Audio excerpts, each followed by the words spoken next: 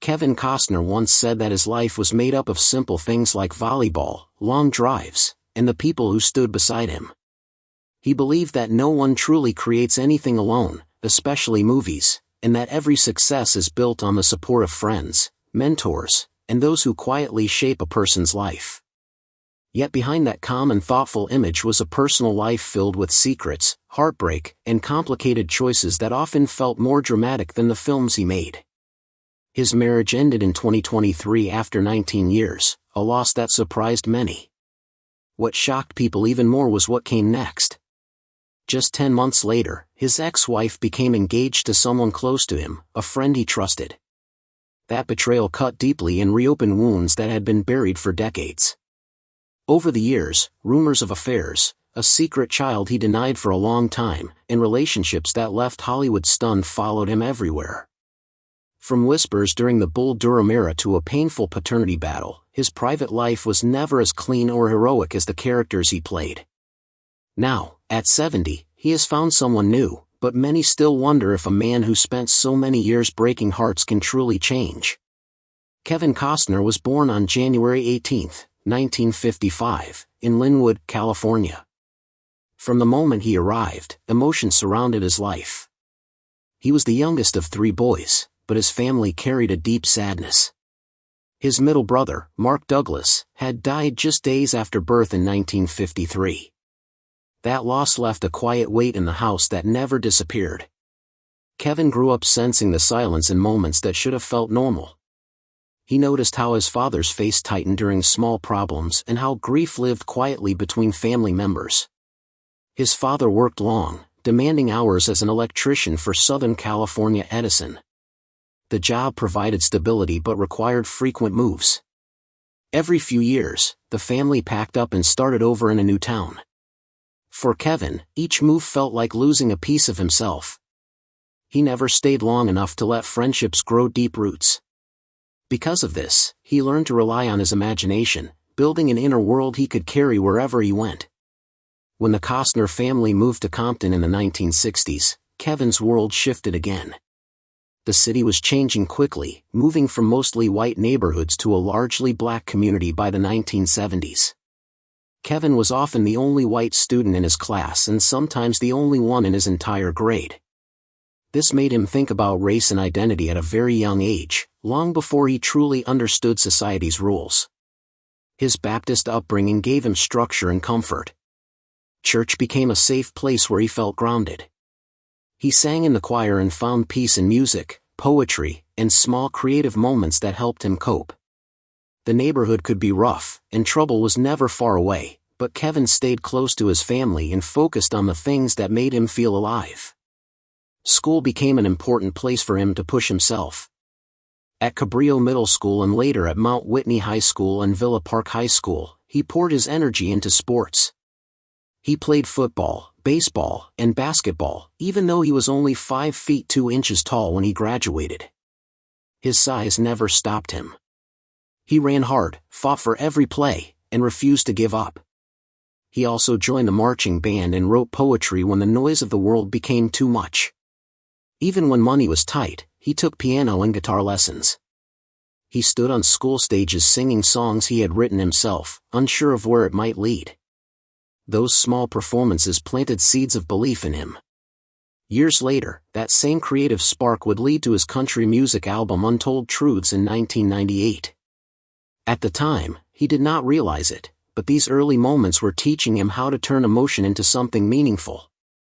Money was always a concern in the Costner household. His father worked tirelessly, and his mother supported the family as a welfare worker, but the 1960s were not easy. Kevin took on odd jobs, mowing lawns and doing whatever he could to earn a little extra. When he watched Western films, especially How the West Was Won at age 7, something powerful stirred inside him.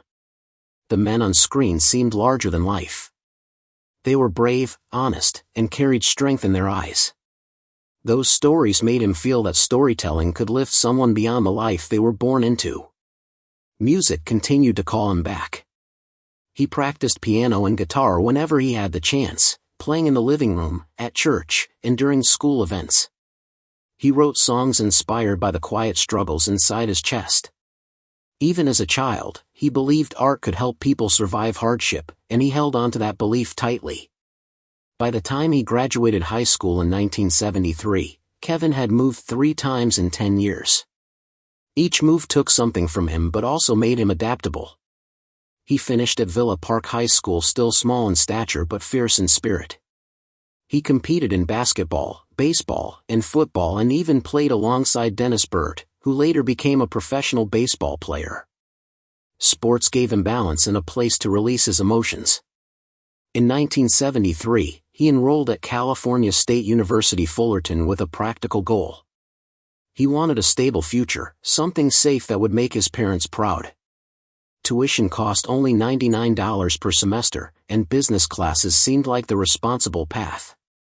But life gently pushed him toward who he truly was. In his senior year around 1977, he walked into an acting class out of curiosity. One class turned into many nights a week. Soon he was performing in campus plays like Invitation to March, A View from the Bridge, and Waiting for Lefty.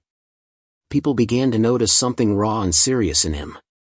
By 1978, he graduated with a business degree, but his heart had already chosen a different road.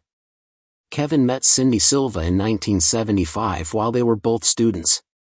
They were young, hopeful, and found comfort in each other. Cindy believed in him, but when he talked about acting, fear crept in. Acting was uncertain, and they were trying to build a stable life together. Their relationship held both love and tension, shaping him long before fame entered his life. Everything changed in 1978, shortly after they married. On their honeymoon flight home from Puerto Vallarta, Kevin noticed actor Richard Burton sitting nearby. Burton had purchased extra seats for privacy, but Kevin gathered the courage to approach him. He admitted he wanted to be an actor but was afraid.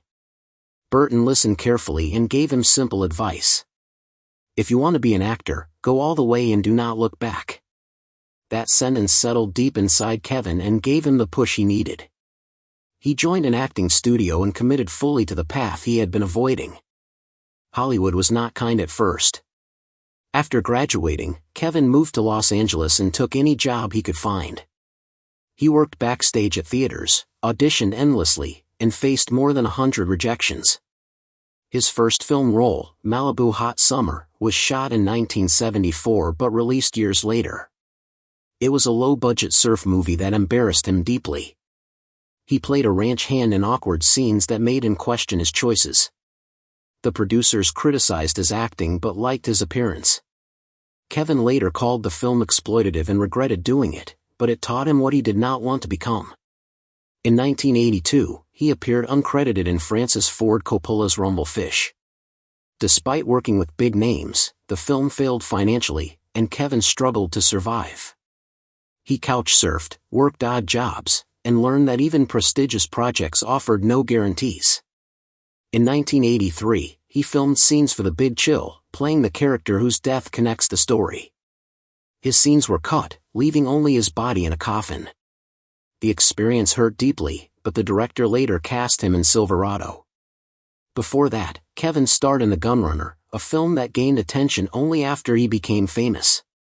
Critics found it dull, and Kevin continued waiting tables and auditioning. Silverado in 1985 finally gave him a breakthrough. He played Jake, a charming gunslinger, and critics praised his authenticity. The film was not a huge hit, but it opened doors. In 1987, he became Elliot Ness in The Untouchables. He pushed for better pay, believing in the project. The film was a massive success, earning over $150 million and earning him major recognition. A year later, Bull Durham turned him into a romantic lead. His chemistry with Susan Sarandon sparked rumors that followed him for years.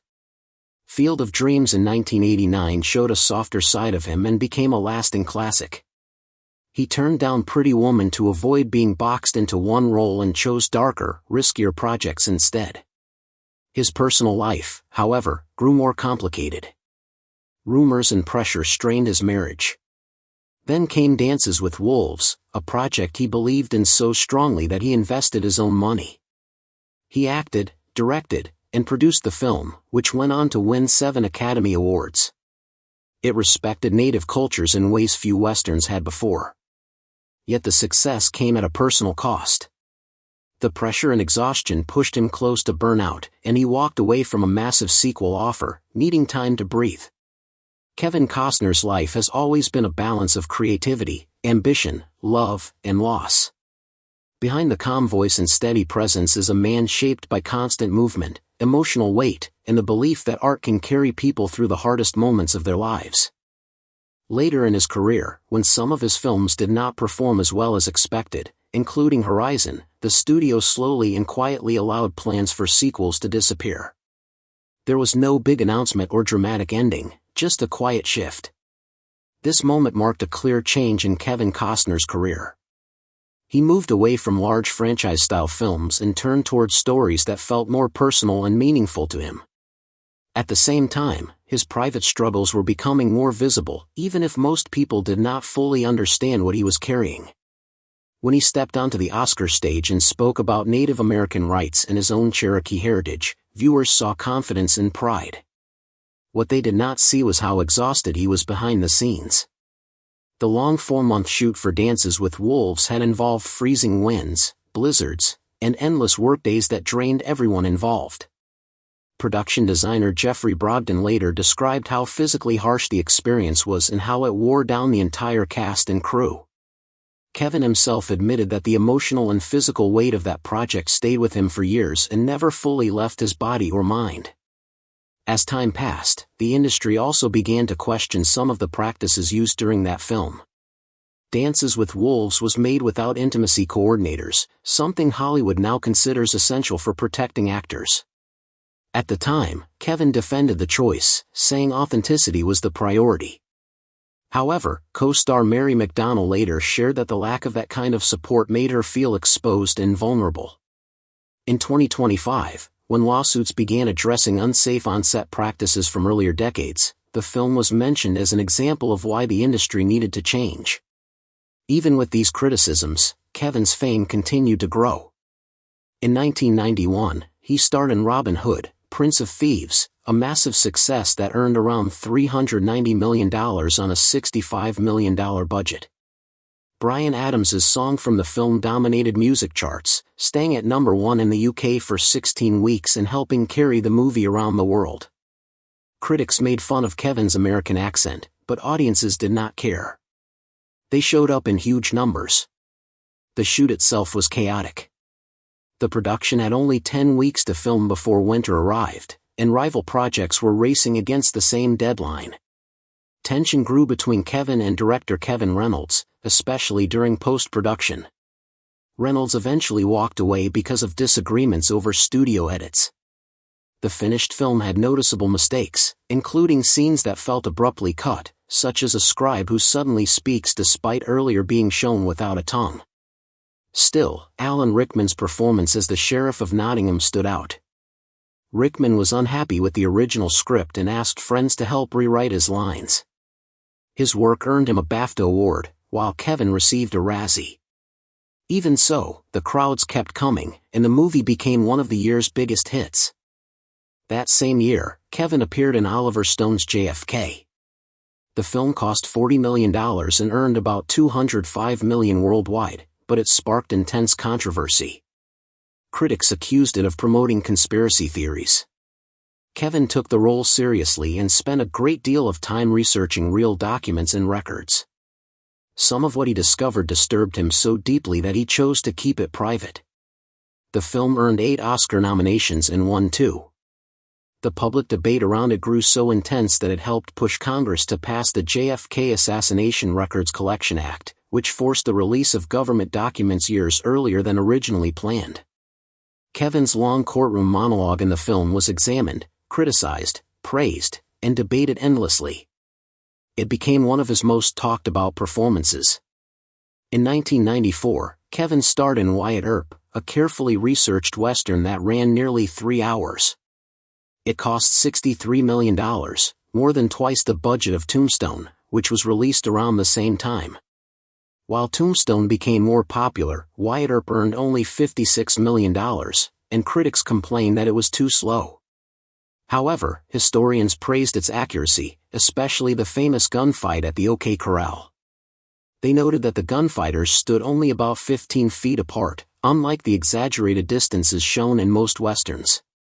Kevin spent months preparing for the role and focused deeply on historical detail, but despite his effort, the film failed to leave a lasting mark with audiences. Then came what many saw as his biggest downfall. The Postman was released in 1997 with a budget of $80 million but earned only $27 million worldwide.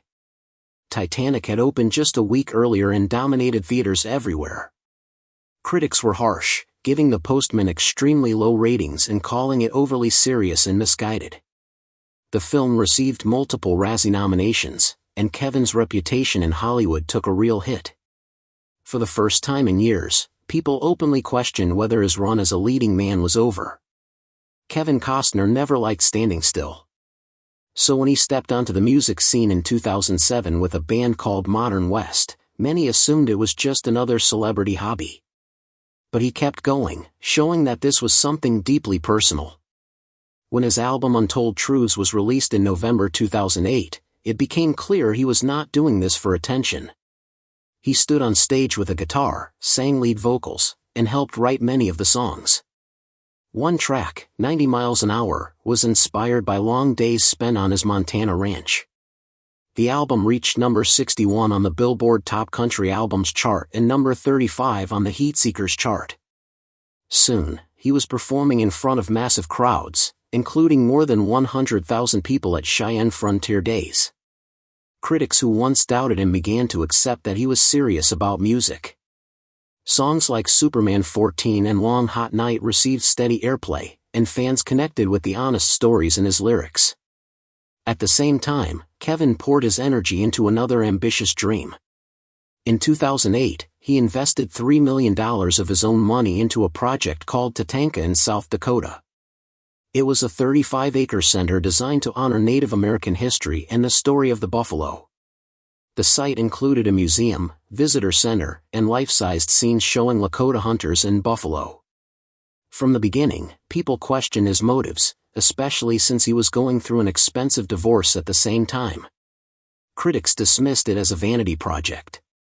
Kevin insisted it was about education and respect for history.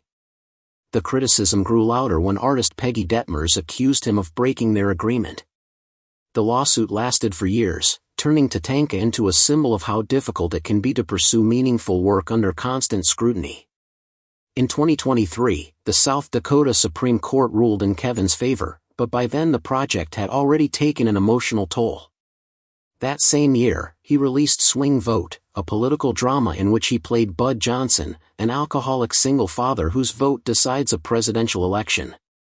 The role hit close to home because Kevin carried regrets about his own relationship with his father. When funding fell apart, he personally covered more than $16 million to keep the film alive. It earned just over that amount at the box office, but critics like Roger Ebert praised its creative idea and Kevin's performance. During this period, Kevin was constantly balancing touring with his band, reading scripts, and trying to keep his life from collapsing under its own weight. In 2010, Modern West released another album called Turn It On. It sounded louder, freer, and more confident. Kevin worked with artists like Vince Gill and Sarah Beck, pushing the band further into a roots rock sound. Before the album could fully gain momentum, tragedy struck. The band's tour bus crashed in Europe. Kevin suffered only minor injuries, but the shock forced him to slow down and rethink his pace. He focused on healing, spent time with his family, and then returned to touring with renewed purpose. In 2012, Kevin invested in a new project called Lake Kostner in Montenegro, a $20 million eco-resort designed to combine luxury with environmental responsibility. He believed strongly in environmental causes, but soon local officials and environmental groups accused the project of breaking regulations. Lawsuits followed, and the press framed it as another risky Costner gamble. Kevin stayed committed, learning firsthand how complicated international business and environmental politics could be. Everything changed again in 2018 when Yellowstone premiered. Kevin's role as John Dutton brought him back to the center of pop culture. He earned $500,000 per episode initially, and by season 5, his salary rose to $1.3 million per episode. His earnings surpassed those of the entire original cast combined. The show attracted more than 20 million viewers at its peak, and for a while, it felt like Kevin had reached a powerful late career high. But Horizon remained his passion project. In 2023, he directed and funded a Civil War Western saga meant to span multiple films. The project cost between $50 and $100 million, with Kevin contributing $38 million himself. Filming lasted 9 months across Utah. When the first chapter premiered, it earned only about $1 million during opening weekend and failed to gain traction. Lawsuits followed, along with accusations of bullying, financial mismanagement, and production delays. Fans who wanted the project to succeed watched it struggle. At the same time, Kevin clashed with Yellowstone creator Taylor Sheridan over creative control and scheduling. Kevin wanted approval over scripts, but Paramount refused. Negotiations fell apart, rumors spread, and by 2024, his exit from the show became official. He left feeling angry and disappointed, believing something meaningful had been taken from him. More controversy followed in 2024 when a stunt performer filed a lawsuit accusing Kevin of directing an unscripted and violent scene without consent or proper oversight. Kevin denied the claims, saying all scenes were rehearsed and approved. The case moved into 2025, casting another shadow over his career. Additional reports described on-set conflicts, including an alleged physical altercation with a co-star. These stories added to the growing sense that his final years on Yellowstone were troubled. His personal life was equally complex. Kevin married Cindy Silva in 1978, and they had 3 children together. He once described her as everything he admired in women, but their marriage ended in 1994 amid rumors of infidelity. The divorce settlement was one of the largest Hollywood had seen at the time. In the years that followed, a paternity case confirmed he had a son named Liam, a situation that brought more public scrutiny. Later, he married Christine Baumgartner, and they built a family together. Their divorce in 2023 was painful and public, involving financial disputes and allegations of betrayal. The shock deepened when Christine became engaged to one of Kevin's friends less than a year later. Those close to him said the betrayal reopened old wounds. Despite rumors linking him to other famous women, Kevin insisted he preferred quiet, private connections. By mid-2025, he found companionship with Kelly Nunn Gores, a wellness advocate who had also experienced divorce. Their relationship grew slowly and quietly, away from flashing cameras. Friends said she brought calm and optimism into his life. After decades of success, failure, love, loss, and controversy, Kevin Costner found himself once again searching for balance. For those around him, what mattered most was that after everything he had endured, he finally seemed to have room to breathe again.